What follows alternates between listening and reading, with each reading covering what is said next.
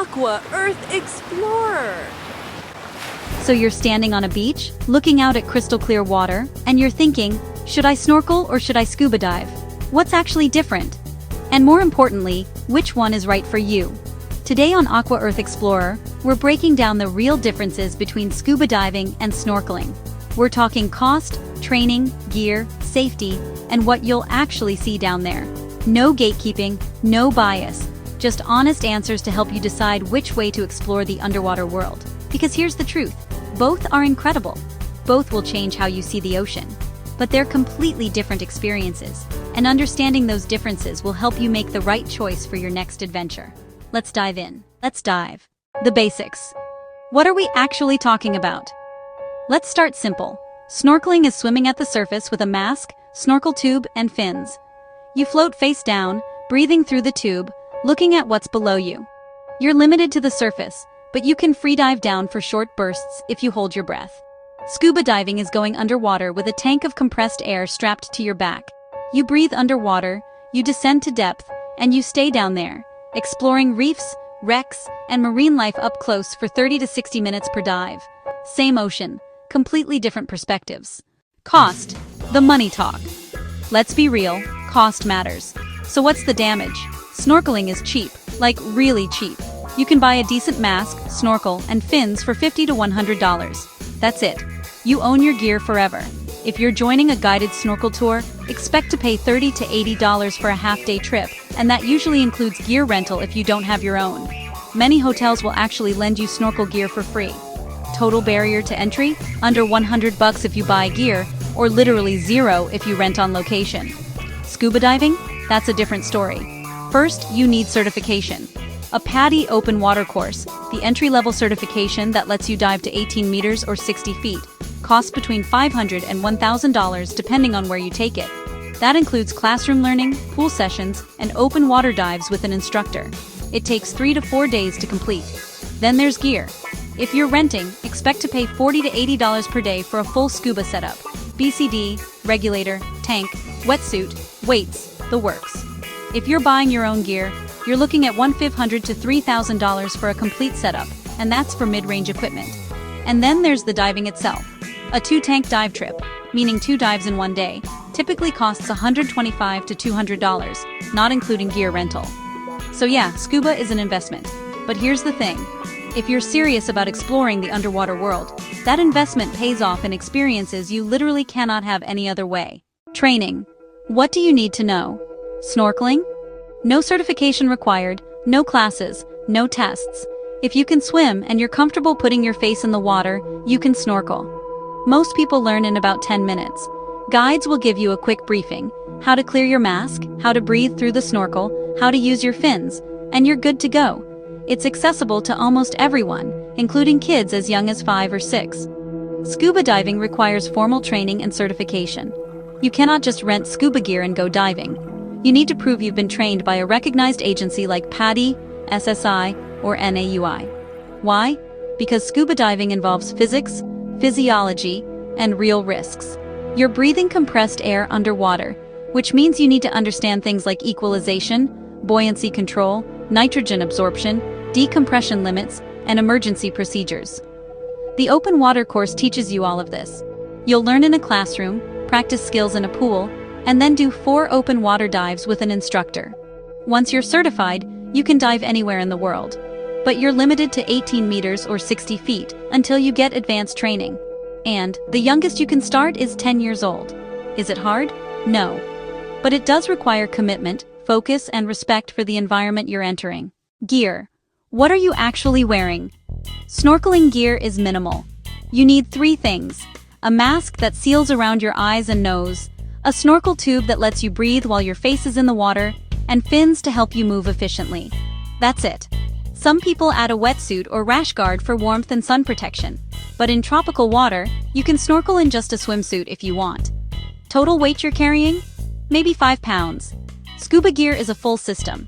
You're wearing a BCD, buoyancy control device, that holds your tank and lets you control your depth. You've got a regulator that delivers air from the tank to your mouth, a backup regulator in case your primary fails, a depth gauge and dive computer to track your time and depth. a wetsuit or dry suit depending on water temperature, weights to counteract the buoyancy of your wetsuit and tank, and of course, mask and fins. Total weight? Anywhere from 40 to 60 pounds on land. Underwater, you're neutrally buoyant, so it feels weightless, but getting in and out of the water is a workout. The gear is complex, but that's what allows you to breathe and move freely underwater. And honestly, once you're down there, you forget you're wearing it. Safety. Let's talk risks. Here's where things get serious. Snorkeling is generally very safe.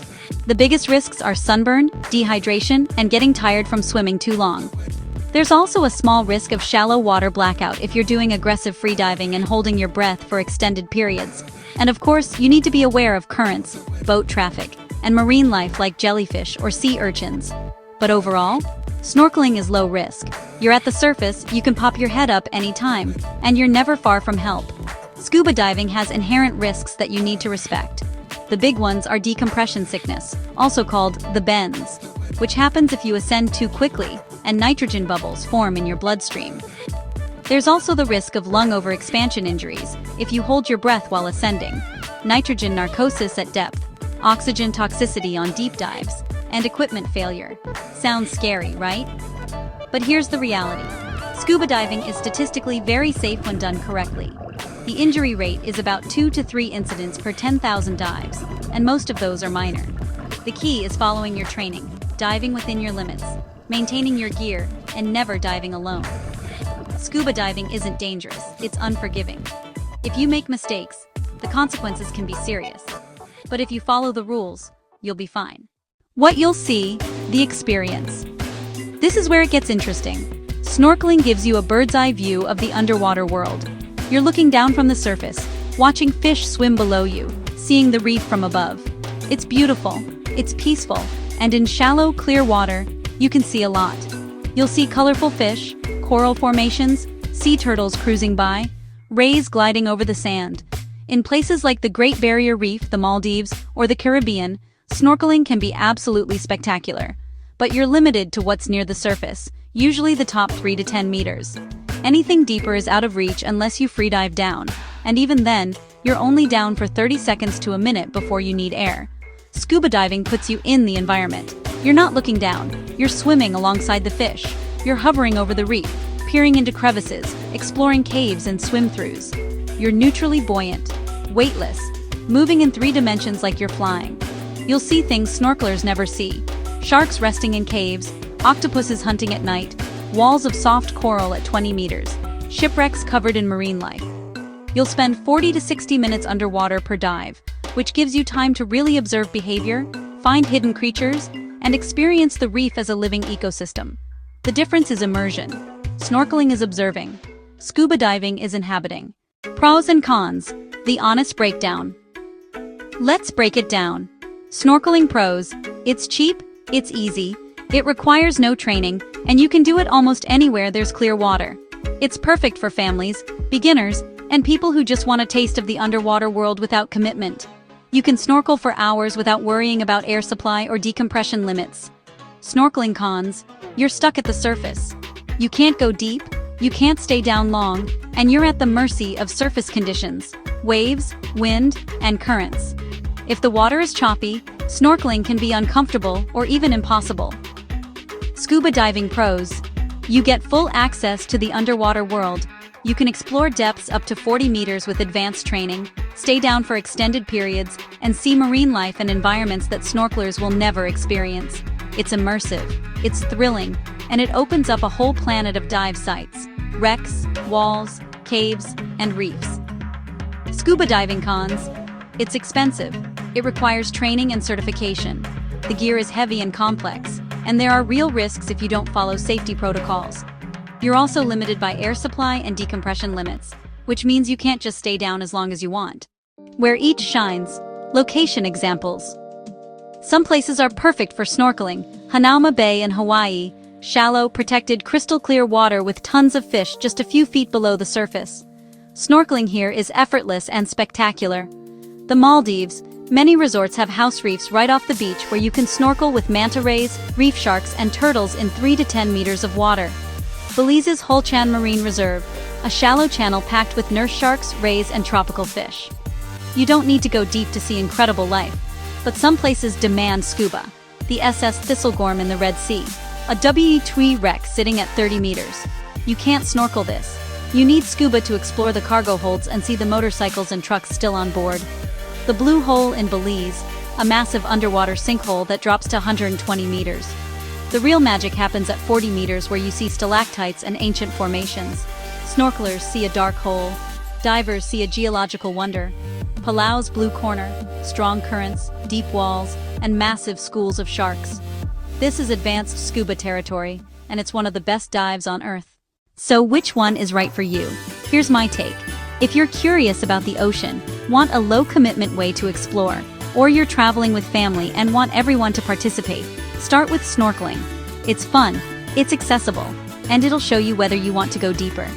If you're serious about underwater exploration, if you want to see the full spectrum of marine life, if you're willing to invest time and money into training and gear, get scuba certified. It will change your life. And here's the secret, you don't have to choose. Most divers still snorkel between dives or on surface intervals. Both have their place. The ocean doesn't care how you explore it. It just wants you to show up. This has been Aqua Earth Explorer. If this helped you decide, hit that subscribe button, drop a comment telling me whether you're team snorkel or team scuba, and share this with someone who's been on the fence. The water is waiting. However you choose to explore it, just get out there. Thanks for diving in with me today. If you enjoyed this adventure, hit subscribe and turn on the bell so you don't miss the next one.